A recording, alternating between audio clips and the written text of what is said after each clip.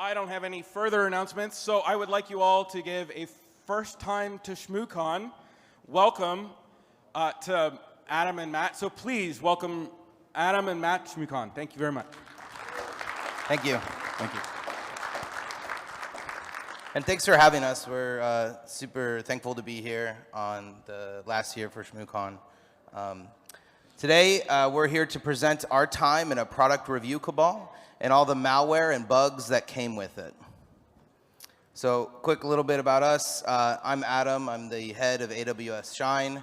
I'm a home lab enthusiast. I have a lot of community involvement. There's a conference in Omaha, Nebraska called ShmooCon2025. I encourage you to check it out. Run our local DEF CON group and help out with open source projects and other conferences. And this is Matt. Hi, everybody. My name is Matt Virus. Yes, it's my real last name. I'm an IoT engineer at Cisco. I've been there forever and a day. I farmed some ground. I'm a hardware junkie. In a previous life, I was a forensics analyst at a DoD agency. I founded Hackspace.io a couple years ago and used that to do a lot of projects and guides and things. In the work that I do for KernelCon, I run the hardware hacking village at KernelCon, and we do all sorts of crazy reverse engineering and building things and firmware flashing and all sorts of things. It's all about making things accessible and helping people reach beyond their technical comfort zone. So a quick boilerplate disclaimer. All of this work was done for research purposes only. Nothing we discuss today is representative of our employers' views, opinions, or research. And we ensured that every review, photo, and video were immediately taken down and reported. This is a platform agnostic problem. It affects all online retailers, not particular platforms. And although we're a cabal, we strive to be an ethical cabal. So real quick, we're chopping this down from an hour to 20 minutes for this format. So we're going to just cover a brief story. We're going to talk a little bit about how you can tell if your products are vulnerable. And then now that you know they're vulnerable, how you can fix them yourself. And lastly, how to recognize fake reviews, bad products, and takeaways that you can take home with you. So how did we end up with all of this gear? Well, during 2020, during the COVID-19 pandemic, most of us were buying stuff online, sheltering in place, buying things online, groceries, clothes, electronics, and so on. And one such electronic that Matt actually purchased came with a postcard.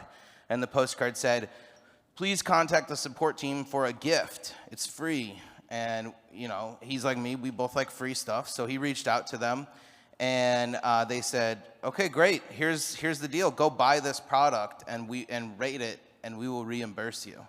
And actually, in this one, it didn't even tell him to rate it. It just said, "Go buy this product. Send us the buy page, and we'll reimburse you." So went out, bought the product, sent them the information.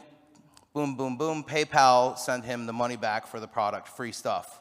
Not only did they send him one, they sent him 4 free switches. So that felt really good. And then we said, hey, what if we want like more of these free products? We like this idea of getting free stuff.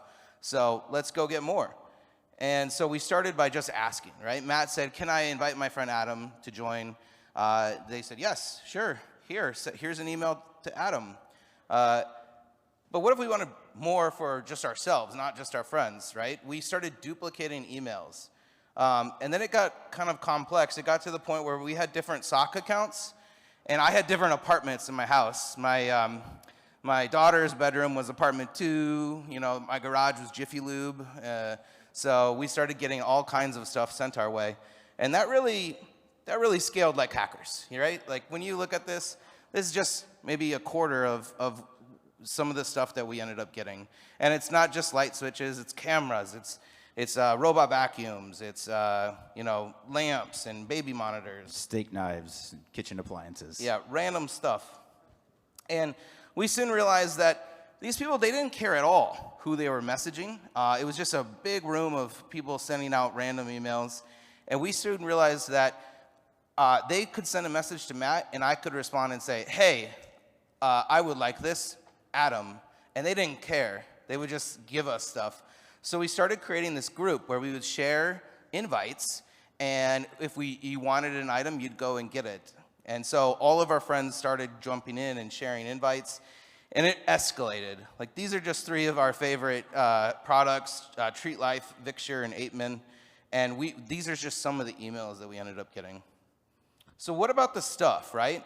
Getting free stuff is fun, but you know, what about the stuff? We decided to dive deep into figuring out if this stuff was good or not, if it's secure or not.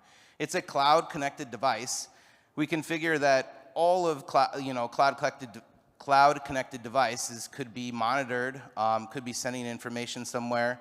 Some of them used a platform called Tuya, and you don't, like, for Tuya, they didn't save any, they saved everything in a single repository, a single database. It was all unencrypted. And to be a Tuya developer, you just had to pay a small licensing fee, and then you'd have the same information that every other Tuya developer was uploading to the cloud. And so we decided to start diving in and figuring out, hey, this stuff, this is kind of bad. What should we do about it? Matt's going to walk you through that. Yeah, so how do you do this? How do you figure out if your stuff is trustworthy or if it's vulnerable or if it has issues? So there's a lot of ways to step through that process. This is by no means exhaustive. This is just a few things that we're going to talk about, and this isn't even an exhaustive list of what we've done in our research, so feel free to find us in the hallway or talk through things if you'd like. So the first thing we're going to talk about is UART. And WTF is UART. UART is Universal Asynchronous Receive and Transmit. It's a super common way to interface with a piece of hardware. It's inexpensive, it's really common, and all you need to interface is a very inexpensive adapter. They're around $5 on Amazon or eBay, so extremely cheap. And generally, usually, most of the time-ish, you can get UART access to a piece of hardware without soldering. Sometimes you have to use a pogo pin like we have in the slides here, or sometimes you have to just insert some DuPont wires and connectors to get connected. But there are ways to get UART access without soldering, and it's a really good place to start. It's the first place you should start when you're examining hardware, and you can get a lot of information from UART. It's not necessarily a root level shell with access to the device. You can generally get there with some effort, but it's always a good place to start, and you never know what you're going to see come across out of that debug port or that UART port once you get connected. So that's the first place to start. Now, moving on beyond UART, you can do traffic monitoring. So you can plug a camera into the network, put it on a router where you can sniff the packets, do some spans, do whatever, and start collecting traffic. And you can learn a whole lot about what's going on by looking at traffic. So we can see that some of the cameras that I was working with call out to China, some of them call out to Oracle, and there are lots of cloud provider connections from some cameras. So just because a camera isn't reaching out to China, that doesn't mean it's trustworthy, because all an entity in China has to do is get some space on a cloud provider, AWS, GCP, Oracle Cloud, wherever. They can just get space wherever and do the same things. So just because you say, oh, my camera is not reaching out to China, I feel so much better. Don't feel better about that. Make sure what's really going on. And the other thing that you can do is, we talked about looking at UART. So this is some of the information you can get from a UART connection. So we see in this particular screenshot, we see that it's a Live 555 media server. That's an RTSP server that's actually streaming the video content out of the camera itself. If you troll around with this version, you'll find some interesting things. We talk about it a little bit, but the gist of it is there's a straight up RCE vulnerability. The CVE is out there. It's very well known. So if you just look around a little bit, you can find an exploit, and you can do all sorts of crazy things to this camera. And we find all of that just by looking at a little bit of IP traffic and by looking at what comes across the UART port, plain text right there dropped in front of you. And a lot of the cameras that we found didn't support ONVIF or RTSP local protocols, but even the ones that did, they still had issues, and they weren't really doing standards compliant ONVIF. They were still doing interesting things with the cloud. They were still sending copies of your video feed out to the cloud, so anyone who was on that platform could potentially view your feed, and of course that's not a good thing, especially for something like a surveillance camera. So again, right here, when we're talking about what we can do with UART and what we can get out of that connection, so we saw in the last slide, we saw the version specifically called out. But here, we see some interesting things. Like there was one particular camera that took a while to boot, and I couldn't figure out why it was so slow. It was a pretty efficient piece of hardware, but why is this so slow? So sure enough, dropped into UART, and we could see all these scripts doing some interesting things and changing passwords and trying to reference directories that don't exist. So really interesting stuff. And the point of referencing this is, if a camera manufacturer can't manage the firmware on their device locally, how the heck are they going to manage hundreds or thousands or tens of thousands of these cameras at scale, at large, from the community and from the internet all over. So if they can't manage one, how are they ever going to manage this at scale? You can't trust it at all. And then another thing that I specifically saw is there was one camera I was working with. I connected it up. I was sniffing traffic from it and seeing what's going on, and I saw it connecting out to IP space in China. Then I saw the camera do an automatic firmware upgrade. It didn't give me the option to deny it or pause it or hold it back. But as it finished its firmware upgrade and it reloaded, the IP space that it beaconed to changed from a China IP space to a US-based cloud provider, but nothing else changed. The traffic patterns stayed the same, all the actions stayed the same. It was doing all the same things, but rather instead of going to China, it was going to a cloud provider. So really interesting things. So one really interesting thing that I also saw from a particular camera, it was an SCAM camera. It does not use the Tuya platform, but I want to throw a reference out to Paul Marapisi, and his talk is right there. Please go watch that talk. It's really interesting. It talks about the P2P network that a lot of cameras use to get around NATs and to get around firewall issues, so that when grandma and grandpa want to see their camera at home, they don't have to know how to deal with their firewall or do port forwarding. So there's this peer-to-peer framework that the cameras all join. And there's a situation where a camera could be a super node, where one camera can potentially be a node that routes traffic from many other cameras to get around firewall restrictions and carrier-grade NAT and things like that. So there's a potential that your camera, as a node, could be routing your traffic and also video streams from many other cameras. And all you have to do to see that traffic is capture the packets and assemble them. So you can go watch Paul's talk. He goes all through it. And all you need to authenticate to anyone's camera on this P2P network is the UID of the camera itself. And the UID is able to be calculated. It's programmatically enumerable. So you can figure out a UID and just troll through connecting to as many streams as you want. So really dangerous stuff. Oh, and by the way, if you set the SCAM camera up with their included app, this PS6 Lite app that runs on Android that they tell you is required to set it up, if you use that app to set up the camera, you cannot disable the P2P connectivity. There's a way around it. There's a way to connect directly to the camera and set it up via its local web interface and go around the app that sets P2P on. But again, this is a thing that's not in the book. It's not in the manual. It doesn't say, oh, you don't have to use the app. You can do it this way. These are all things that we just figured out that probably most people wouldn't. So really interesting that they force this peer-to-peer connection through their app, and they don't tell you a way to manually set it up. So a cautionary tale here. So I am a network engineer. I've been a network engineer and an IoT engineer for a long time. I will purport that I am not an idiot, although this story certainly makes me feel like one. So I live on a big farm, about 60 acres I cover in Wi-Fi, and one day, 2 SSIDs showed up. I didn't know what they were, and over the course of life and kids and busyness, over a year and a half, I kind of got hot and cold looking into it and trying to figure out what it was. And I never really could. You know, neighborhood power would go out and it would disappear, and my power would go out and it would disappear, and I'd turn off all the power in my office where all my equipment is, and it would stay on. So it can't be me, because it would be in my office if it was me. So eventually, I got a hold of a dope scope, and Warcaller's out here. I'm not affiliated with them, but they have a great product. It's really cool to play with if you haven't seen it. You hold it up to your eye, and it helps you enumerate Wi-Fi networks. So I trolled all through my house, and eventually, I found out that the Wi-Fi signal was coming from a Tempur-Pedic adjustable base, a bed in the master bedroom. And what's annoying is I had suspected that on day one, and I reviewed my order when I ordered the bed. I did not order it with Wi-Fi. I got the manual for the bed and pulled up the pictures of where the Wi-Fi hardware is on the bed, and I crawled under and looked, and it was not there. So the model that I ordered had a different set of Wi-Fi hardware in a different location, and I didn't root around hard enough to find it. So after a very long time of trusting this device and thinking it was good, here I come to find out after some really deep analysis that it was this device, and I had no idea. So the point of this is, even if you have a device that you think you trust, or you think you can trust, or you think doesn't connect, chances are it does. Be diligent and really work at it and try to figure things out. Don't be like me and let it sit forever, and make sure you focus on the right things. Then you have friends that come over and say, what are these? And you as a network engineer have to say, I don't know. I don't know. Like, hey, your Wi-Fi doesn't work. I connected to this WMB. Like, that's not my network. So we figured out kind of how to see what's going on and how to find out a little bit of what's going on. But how do we fix it? How do we work around some of these issues and wrap some controls around them? And why should we care? So the first thing with any device, but especially with a camera or a network device, is very easy to create a DHCP reservation that has no gateway.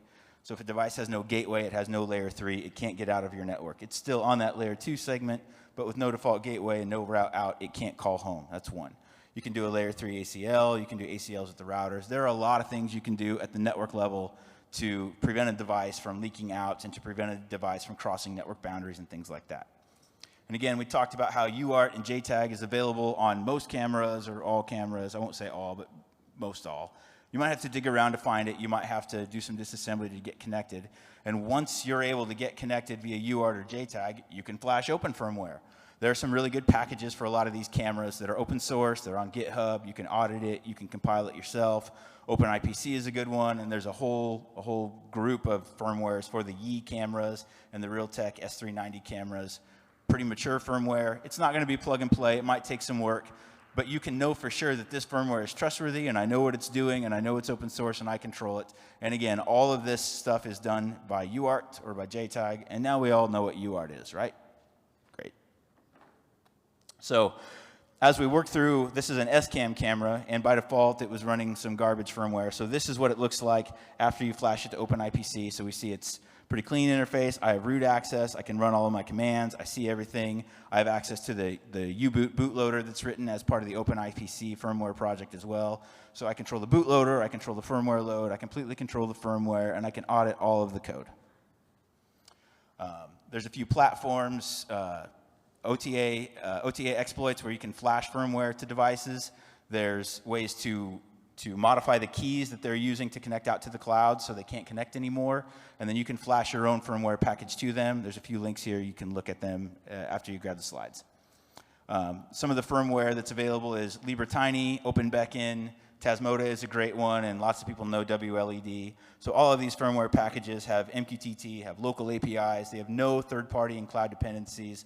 They're easily flashed, and they're flashed other ways if some of the easy ways don't work. So what if OTA isn't an option? What if the device vulnerability is patched, but it's still running crap firmware that you don't trust? And what if the exploits fail? How do you do that? Or what if you have devices that have different MCUs and can't run the same code, but you want them to work together in the same platform? How do you do that?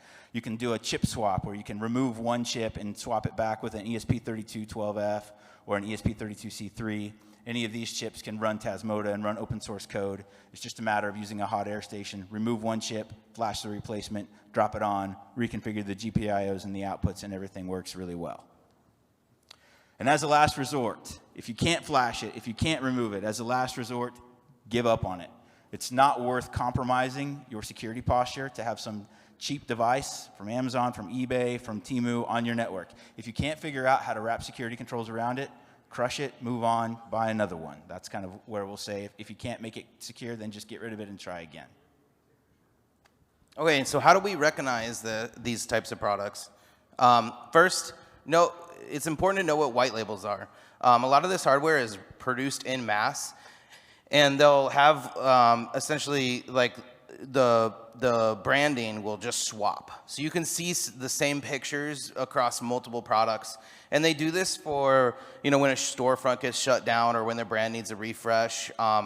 The firmware might differ, but the hardware is exactly the same and has the same flaws or vulnerabilities.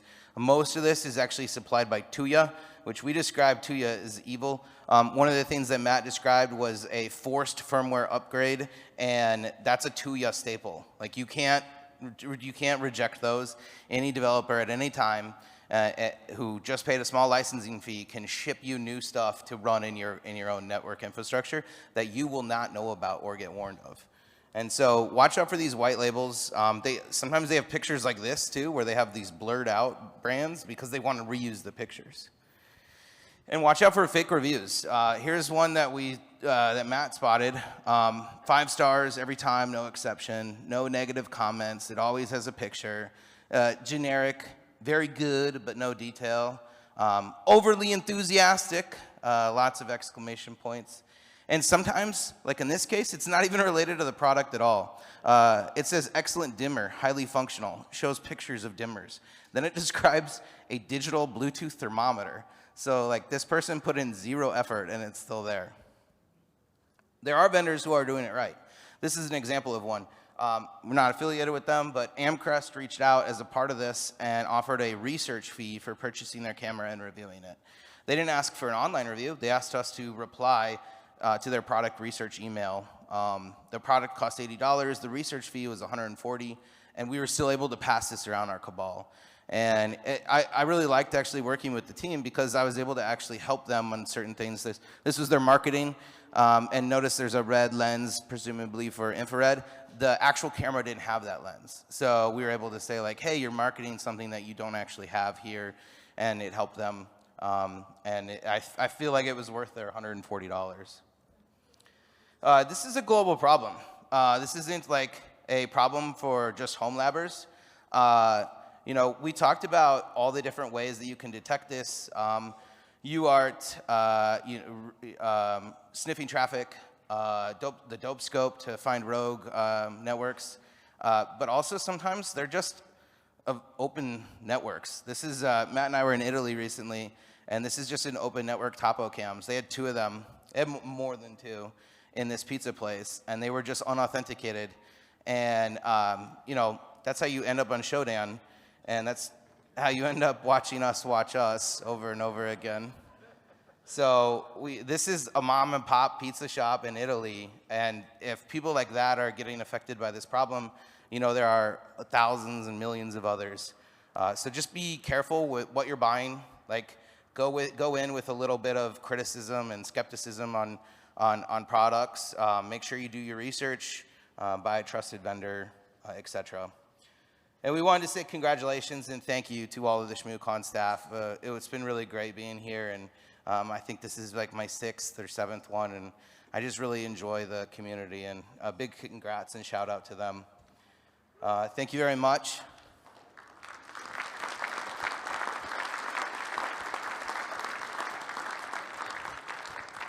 Are there any questions?